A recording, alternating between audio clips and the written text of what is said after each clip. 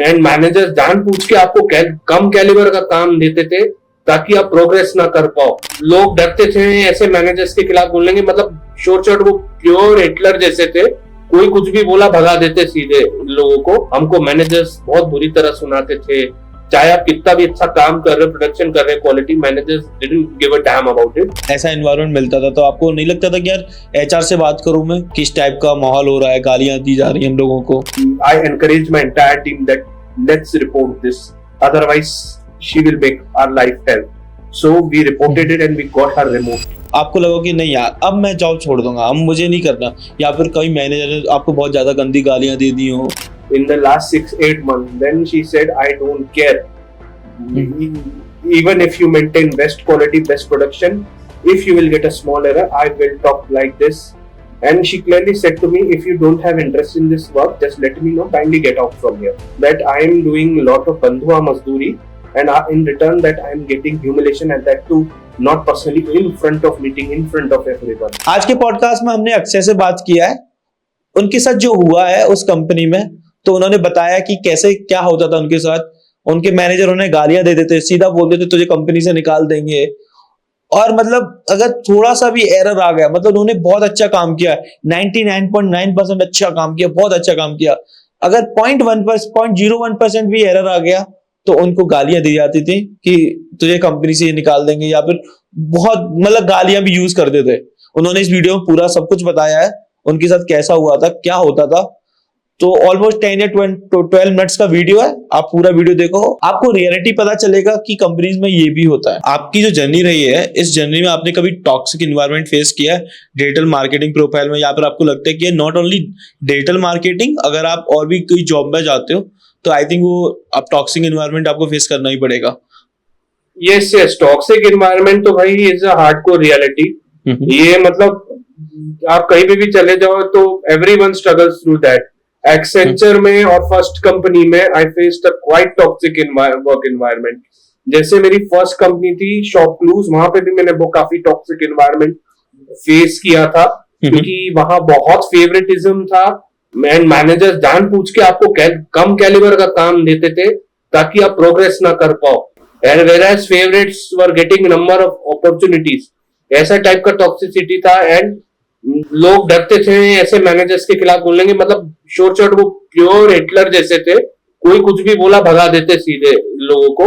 तो ऐसे करके मतलब ये था फर्स्ट जॉब में टॉक्सिसिटी। एंड एक्सेंचर का यस एक्सेंचर में इससे भी खराब वर्क एनवायरनमेंट था।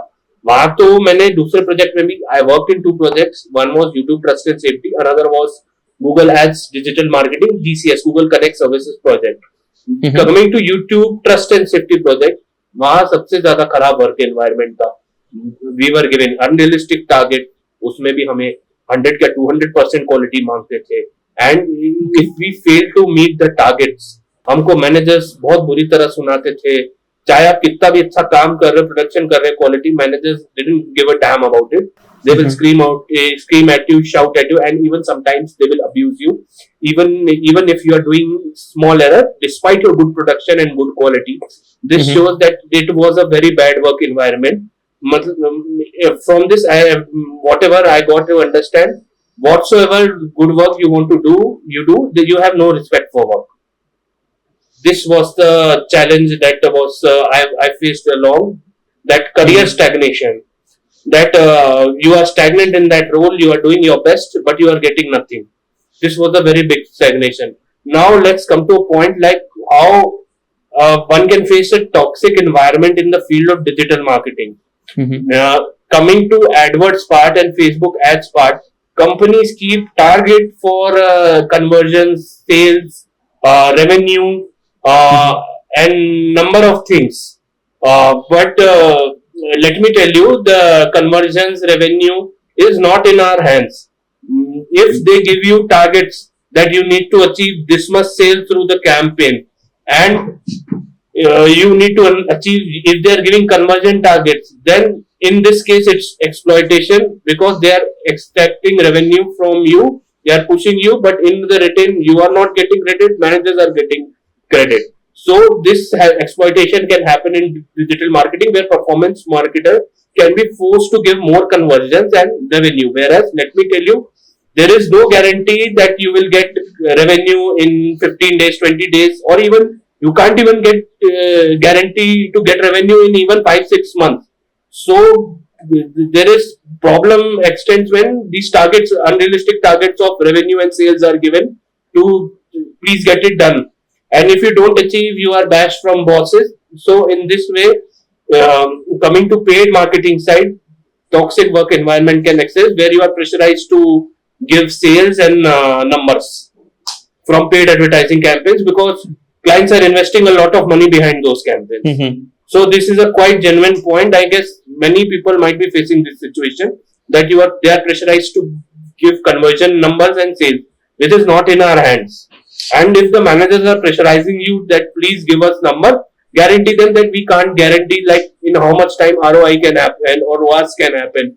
It can happen within 1 year, 6 months, 2 months, 4 months, etc. You cannot guarantee these things.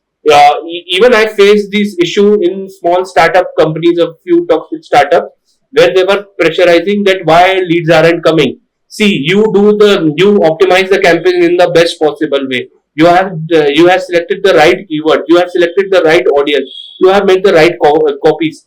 Let me tell you, it takes a lot of time for the campaign to optimize and show ads and get results and conversions for you. You cannot guarantee that you will get conversion each and every day only.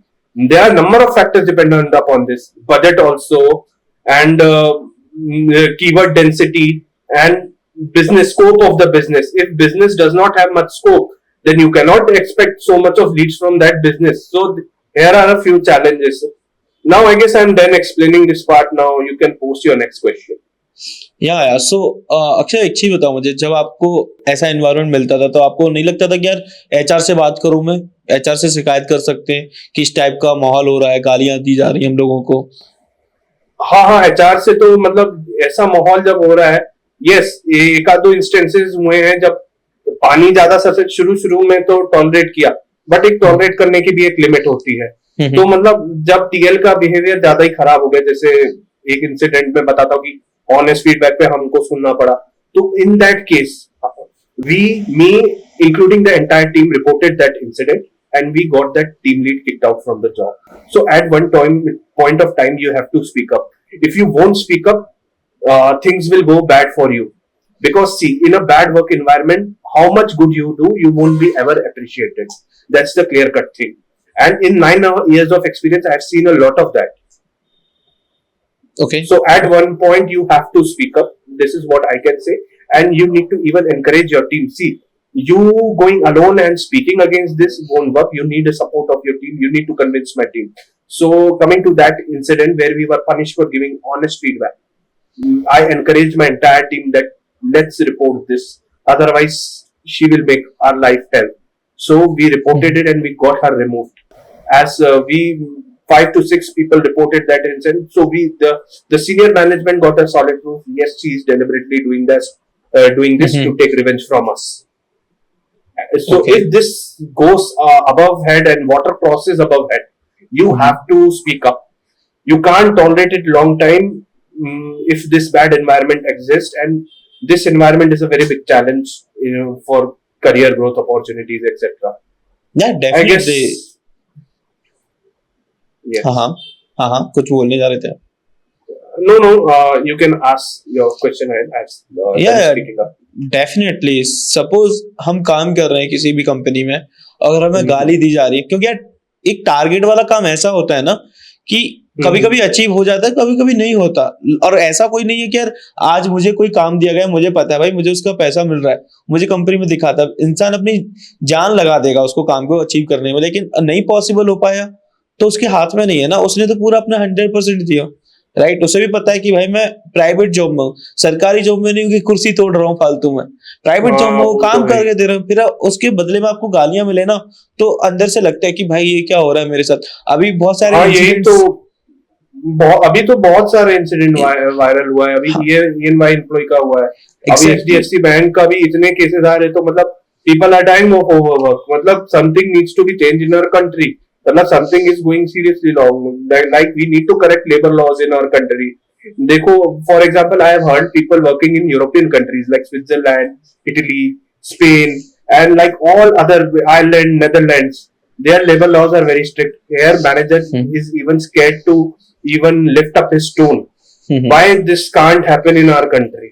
I don't understand that why people are tolerating all this and why this is being done. Why there is no strict action on this? If Western countries can do this, why we are lagging behind in this?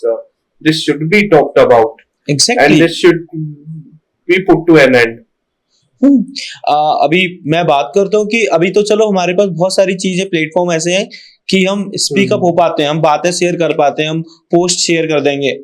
I think ये चीजें बहुत पहले से भी चल रही हैं, लोग बोल नहीं पाते क्योंकि लोगों के पास पहले से इतना प्रेशर होता है फैमिली का कि यार फैमिली को सपोर्ट करना है, तो शायद वो नहीं बोलते जो हो रहा है हाँ, उसको एक्चुअली ये भी एक प्रॉब्लम है इंडिया में कि that कि पैसा कमाने का बहुत प्रेशर रहता है, फैमिली की ओर से रहता है, पेरेंट्स की ओर से रहता है, समाज की ओर से भी आपके ओर प्रेशर रहता है। तो लोग मतलब बॉस के आगे ऐसे सिचुएशन में लोग घुटने टेक देते हैं कि भाई अब हम पूरा हाथ खड़े कर दे रहे हैं, वही है। तो और प्लस अपने कंट्री में भी unemployment is on a very high side, तो फिर उनको डर भी लगता है कि हम छोड़ दे तो हम बहुत समय तक बेरोजगार ना बैठ जाएंगे। But let me tell you, you can't be dependent upon one company for developing your skills and knowledge. No, that's not at all possible.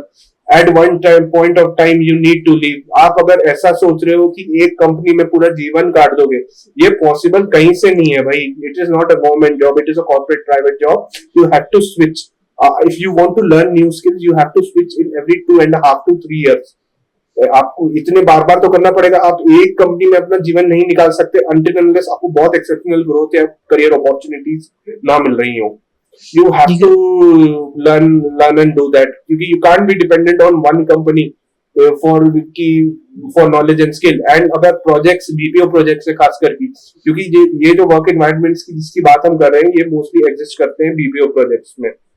तो बेसिकली अगर आप ऐसे प्रोजेक्ट्स में हैं, then you have to leave early, क्योंकि आप जितना ज्यादा टाइम उसमें निकालते जाओगे, it will get more difficult for you to take new job, क्योंकि बिकॉज आप जितना समय निकाल दोगे आपका स्किल गैप बढ़ जाएगा। You need to upskill yourself a lot, और इतना अपस्किल करना पड़ेगा कि वो स्किल गैप कवर करना भी मुश्किल हो जाता है। ये भी मैंने नोटिस किया है। डेफिनेटली। अच्छा एक चीज बताओ मुझे, कभी आपके साथ ऐसा एक मूवमेंट आया है कि आपको लगा कि नहीं यार अब मैं जॉब छोड़ दूंगा, अब मुझे नहीं करना, या फिर कभी मैनेजर ने आपको बहुत ज्यादा गंदी गालियां दे दी हो, या फिर कुछ ऐसा क्रिएट कर दिया हो मूवमेंट कि आपको लगे भाई अब मुझे जॉब नहीं करना, मुझे छोड़ना है, या फिर और कुछ मन में आया उल्टा सीधा? ये तो कई बार आया यार, मतलब it's not with me, it's every corporate employ in India. मतलब एक बार इंसिडेंट ऐसा हुआ था कि मतलब YTTNS प्रोजेक्ट का ही एक्सपीरियंस है। मतलब एक क्या हुआ था कि टीम ने ज्यादा एरर्स कर दिए थे, मतलब कंबाइंड टीम ने बहुत एरर्स कर दिए थे, तो यूट्यूब ने पेनल्टी लगा दी थी एक्सेंचर से। तो व्हाट हैपेंड इज, मैंने फिर भी बहुत अच्छा काम किया था। मेरे पास एक छोटा सा एरर था, and I maintain excellent quality that month, and I maintain an excellent score that month. फिर भी I was very disappointed when manager shouted and screamed at me for just silly error, that why this error, you have been working for us for past 2 years, then why this error? Then I replied her back, see, if you will give such unrealistic target, one small error then happen, but look at my quality, I maintain best production and best quality in the last 6-8 months. Then she said, I don't care, even if you maintain best quality, best production, if you will get a small error, I will talk like this. And she clearly said to me, if you don't have interest in this work, just let me know, kindly get out from here. This was very demoralizing me. Like I feel literally pained after that incident, that I am doing a lot of bandhua mazduri, and in return that I am getting humiliation, and that too not personally, in front of meeting, in front of everyone. And this didn't happen only once. It happens twice and thrice, which I felt like at that time I literally felt breaking the laptop. This was it. मतलब कभी कभी लगता होगा यार कहाँ फंस गया मैं। यस, जब स्पेशली ये बीपीओ प्रोजेक्ट्स में तो ये बहुत कॉमन है। मतलब जो मैं कोरा पे भी लोगों के रिव्यूज पढ़ता हूँ, that this is quite common. Even digital marketing में भी मैंने बताया ना, उन प्रोजेक्ट में तो ये बहुत कॉमन है जहाँ कन्वर्जन और रेवेन्यू के टारगेट्स मैनेजर्स देके रखते हैं। एंड मैंने भी पता कि रेवेन्यू और कन्वर्जन आपके हाथ में नहीं रहता, अगर क्योंकि क्या है, कैंपेन के एल्गोरिदम हर दिन बदलते रहते हैं, तो ऐसा जरूरी नहीं कि हर दिन लीड आएगी। और मैंने कंपनी में ऐसा एनवायरनमेंट देखा था कि मतलब they were shouting at that why aren't you getting convergence. So when I said कि see every day campaign algorithm changes, Google algorithm changes, Facebook algorithm changes, so you cannot expect lead every day. So they started shouting at me, don't give me this silly reason, nonsense reason, because they were shouting at me because they give unrealistic targets to the client. That's the reason. Okay अच्छा यार, इस topic से थोड़ा सा हम हटके और बात करते हैं डिजिटल मार्केटिंग की तरफ। मुझे पता है वो थोड़ा सा टफ होता है लोगों के लिए बताना भी कि यार ये चीजें होती हैं हमारे साथ, और मतलब आई थिंक वो पता होना भी जरूरी है लोगों को कि यार ये ऐसा भी चल रहा है लोगों के मन में। अगर एक बंदा आगे निकल के आता है ना, तो फिर लोगों को लगता है कि हिम्मत आती है कि चलो ठीक है, एक बंदा आया, अब हम भी बताएंगे अपनी स्टोरी की क्या चल रहा है। क्योंकि मेरे बहुत सारे कलीग हैं जो भी एक रिसेंटली एक इंसिडेंट हुए कंपनी में, जो आपने पहले नाम लिया था, मेरे बहुत सारे कलीग काम करते हैं, वो लिटरली रोते हैं कि भाई मेरे साथ ऐसा हो रहा है काम, मतलब वहां पे ना प्रोजेक्ट्स हैं, आप सैलरी हाइक नहीं मिल रहा, आपको इतना पॉलिटिक्स चलता है, आपको 2 या 3% हाइक मिल रहा है वहां पे जाके। ये this is reality of all BPO sales वाले प्रोजेक्ट्स में। ये बीपीओ प्रोजेक्ट्स में this thing is very common, let me tell you. बीपीओ प्रोजेक्ट्स में तो आप गए तो मतलब आपका पिसना तय है।